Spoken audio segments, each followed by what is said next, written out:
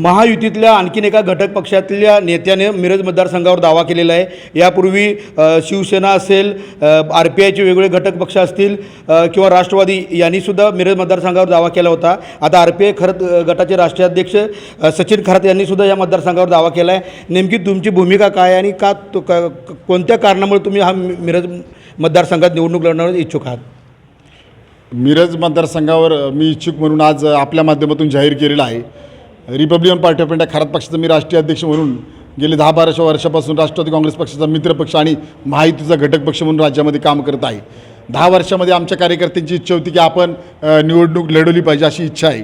आज भारतामध्ये जर विचार केला तर वंचित शोषित समाजाला महाराष्ट्रामध्ये, भारतामध्ये प्रत्येक जिल्ह्यामध्ये वंचित शोषित समाजाला न्याय जेवढा मिळावा तेवढा मिळताना दिसत नाही। त्यामुळे कार्यकर्त्यांची इच्छा होती की आपण कोणत्याही परिस्थितीमध्ये यावेळेस विधानसभा निवडणूक लढायला हवी।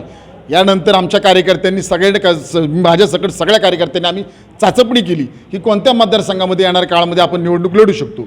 तर माझं स्वतःचं सांगली जिल्हा असल्यामुळे, मी स्वतः आटपाडी तालुक्याचा असल्यामुळे, मी लेखक शंकरराव खरातांचा नातू असल्यामुळे मी स्वतः आणि माझ्या सर्व कार्यकर्त्यांनी मिरज हा राखीव मतदारसंघ आहे आणि मिरजला फार मोठा वारसा मिरज तालुक्याला आहे, मोठ्या लोकांचा आणि मोठ्या विचाराचा।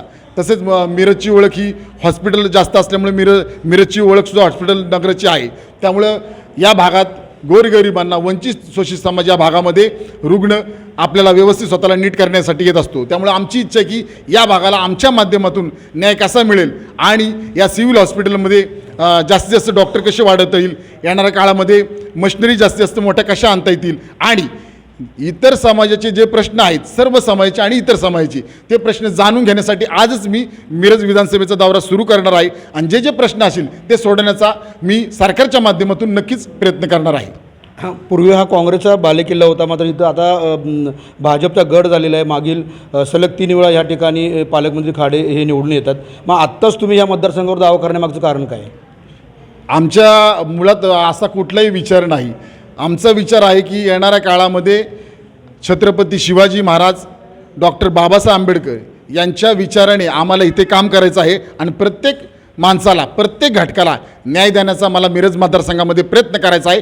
आणि मिरजचा विकास जो पिंपरी चिंचवडचा विकास झालेला आहे, मी खात्री देणारे मतदारांना की या ठिकाणी येणाऱ्या काळामध्ये पिंपरी चिंचवडचा जो विकास झालेला आहे, पिंपरी चिंचवडमधील नागरिकांना ज्या सुखसुविधा मिळतात त्या येथील नागरिकांना मिळण्यासाठी मी प्रयत्नशील असणार आहे। यासाठी मी प्रयत्न करणार आहे आणि त्यासाठी हा मिरज मतदारसंघ मी निवडलेला आहे। लोकसभा असेल किंवा विधानसभा असेल, प्रत्येक निवडणुकीची समीकरणं वेगळी असतात। मात्र लोकसभेला या ठिकाणी तब्बल 25,000चं लीड अपक्ष उमेदवाराला मिळालेलं आहे। कुठेतरी सोशल इंजिनिअरिंगचा फटका भाजपला बसला हे मतावरून दिसतंय। ह्याच कारणामुळे तुम्ही हा मतदारसंघ निवडला आहे का वेगळी काही कारणं आहेत? नाही, कुठलंच कारण नाही। कारण कुठलाही मतदारसंघ निवडायला कुठलंच कारण नाही। मुळात माझ्या सर्व कार्यकर्त्यांनी याची चाचपणी केली आणि चाचपणी केल्यानंतर आपण मिरज मतदारसंघामध्ये ज्या म्हणजे आज प्रॉब्लेम आहेत या मतदारसंघामध्ये सुखसुविधेचे, याला आपल्याला जर न्याय द्यायचा असेल, कारण आमचा पक्ष वंचित शोषित समाजासाठी झटत असतो, तर सर्व जातीमध्ये जे वंचित घटक असतील, शोषित घटक असतील त्यासाठी झटत असतो। त्यामुळे आमचा प्रयत्न की मिरज मतदारसंघामध्ये ज्या नागरिकांना गरजा पाहिजे आहेत त्यासाठी माझा पक्ष वेळेप्रसंगी रोडला उतरून सुद्धा आंदोलन करेल आणि लढेल। परंतु माझी दुसरी एक मागणी की राज्य सरकारला की मुस्लिम समाजाला शिक्षण आणि नोकऱ्यामध्ये 5% आरक्षण मिळालं पाहिजे, लिंगायत समाजाला अल्पसंख्याकांचा दर्जा मिळाला पाहिजे, ही प्रमुख मागणी आहे। आणि लवकरच यासाठी मी माननीय राज्याचे मुख्यमंत्री साहेब, उपमुख्यमंत्री साहेब यांची स्वतः भेट घेऊन मी मागणी करणार आहे।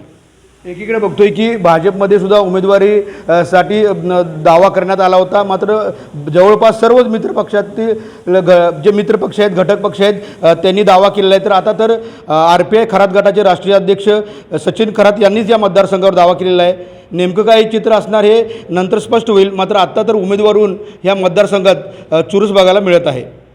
रवींद्र कांबळे, बंधुता न्यूज, सांगली।